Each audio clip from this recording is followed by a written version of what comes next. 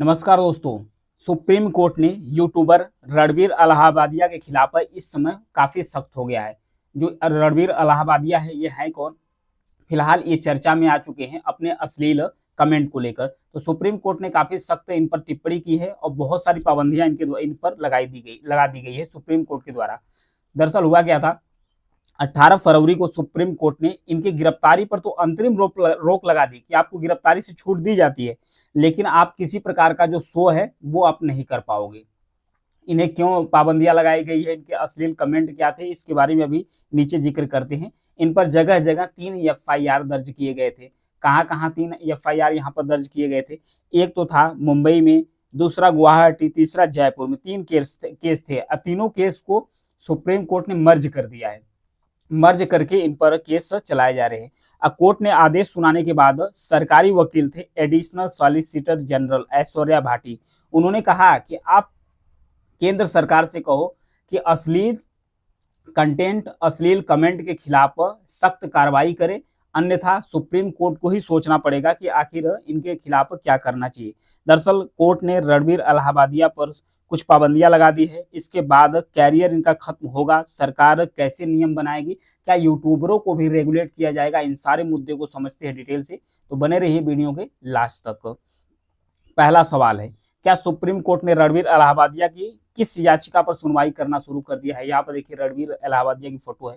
मंगलवार को 18 फरवरी को सुप्रीम कोर्ट ने जस्टिस सूर्यकांत और जस्टिस एन के कोटेश्वर सिंह की बेंच ने रणबीर इलाहाबादिया की याचिका पर सुनवाई की।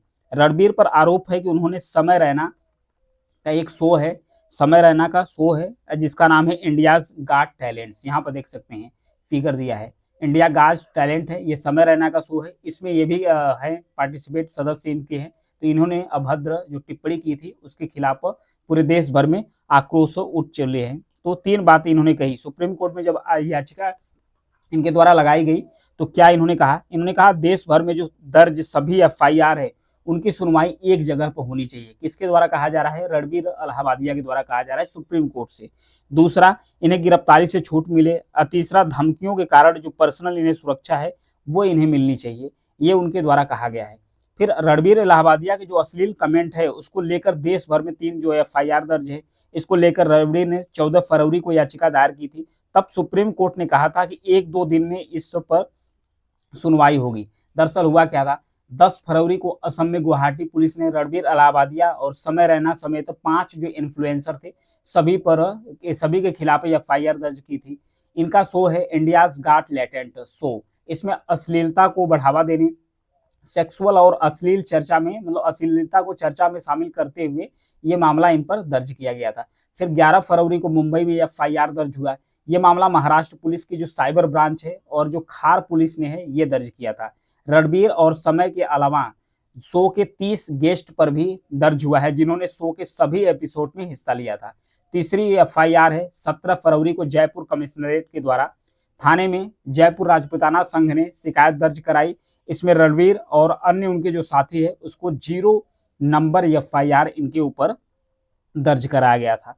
अब बात यह है कि सुप्रीम कोर्ट ने रणबीर इलाहाबादिया के मामले पर क्या अंतरिम आदेश दिया है? तो इसकी 3 बातें हैं। रणबीर इलाहाबादिया को तीनों FIR में गिरफ्तारी से अंतरिम राहत दी गई है। अगर आसान भाषा में समझे तो मामले में आखिरी फैसला आने तक रणबीर को कोर्ट से प्रोटेक्शन मिलेगा, जिससे रणबीर को किसी प्रकार का जो नुकसान है वो नहीं होगा। इंडियाज गॉट टैलेंट मामले में रणबीर के खिलाफ आगे कोई FIR दर्ज नहीं होगा, मतलब अब इनके खिलाफ कोई नया FIR दर्ज नहीं होगा।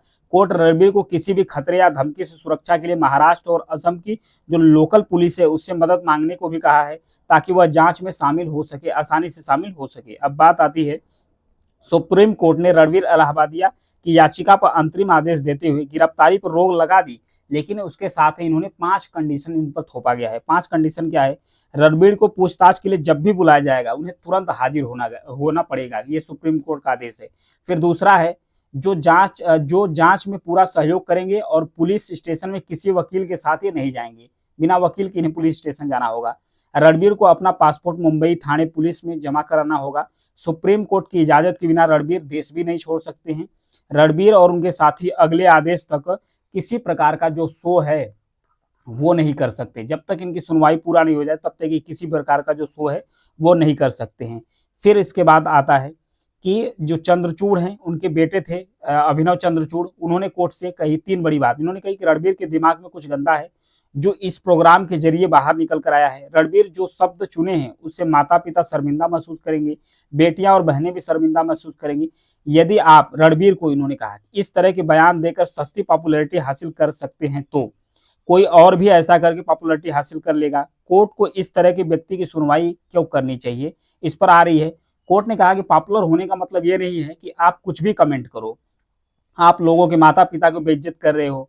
क्या आर्ट के नाम पर आपको कुछ भी बोलने का लाइसेंस मिल जा रहा है? ये सारी फटकार सुप्रीम कोर्ट के द्वारा लगाई जा रही है किसको, जो रणबीर इलाहाबादिया है। अब बात आती है सुप्रीम कोर्ट के वकील है जिनका नाम है विराग गुप्ता। इन्होंने कहा कि कोर्ट फिलहाल रणबीर पर किसी तरह का जो शो है वो करने पर पाबंदी लगाई है। इस मामले में जांच पूरी होने के बाद उन्हें एक एप्लीकेशन देना होगा जिसके जरिए उन्हें दोबारा शो करने की इजाजत मिल जाएगी। कोर्ट ने रणबीर पर स्थायी नहीं बल्कि अस्थायी प्रतिबंध लगाया है, मतलब पूरी तरीके से इन पर प्रतिबंध नहीं है। फिर सुप्रीम कोर्ट के वकीलों के द्वारा कहा जा रहा है अभी कोर्ट ने रणबीर की याचिका पर सुनवाई करते हुए अस्थायी प्रतिबंध तो लगा दिया है, लेकिन अगर किसी अन्य व्यक्ति ने रणबीर के शो पर बैन लगाने की अगर याचिका दायर करता है तो तब उनका पर स्थायी प्रतिबंध लग जाता है। यानी इनके शो पर ही कोई याचिका दायर कर दे तब इन पर प्रतिबंध स्थायी लग जाएगा। अब बात है कि सुप्रीम कोर्ट के एक सीनियर एडवोकेट हैं जिनका नाम है अश्विनी दुबे। इन्होंने कहा कि कोर्ट के अगले आदेश तक रणबीर देश या विदेश में कहीं भी शो या पॉडकास्ट नहीं करेंगे। इसके बावजूद अगर रणबीर ने कहीं भी शो किया तो उन्हें जो राहत मिली है उस सारे राहत को खत्म कर दिया जाएगा। अब बात आ रही है कि जो पूरा कंट्रोवर्सी है इसमें फंसने का रणबीर का जो कैरियर है, क्या इनका जो कैरियर है ये पूरी तरीके से समाप्त हो जाएगा? इसमें है संविधान का आर्टिकल 19, संविधान का जो आर्टिकल 19 है और जो आर्टिकल यानी कि जो अनुच्छेद 21 है, ये दो क्या राहत देता है? देश के किसी भी नागरिक को व्यावसायिक स्वतंत्रता देता है और जीने का अधिकार देता है। यानी देश में हर व्यक्ति कमाने खाने की आज़ादी है। अन्य इन्फ्लुएंसर की तरह रणबीर भी अपना काम दोबारा शुरू कर सकते हैं, कंटेंट बना सकते हैं। इसलिए कोर्ट ने अंतरिम आदेश से रणबीर का जो कैरियर है वो खत्म तो नहीं होगा, इन्हें आज़ादी मिलेगी, क्योंकि जो आर्टिकल 19 और 21 है ये स्वतंत्र व्यवसाय करने के लिए, स्वतंत्र जीने का अधिकार देता है।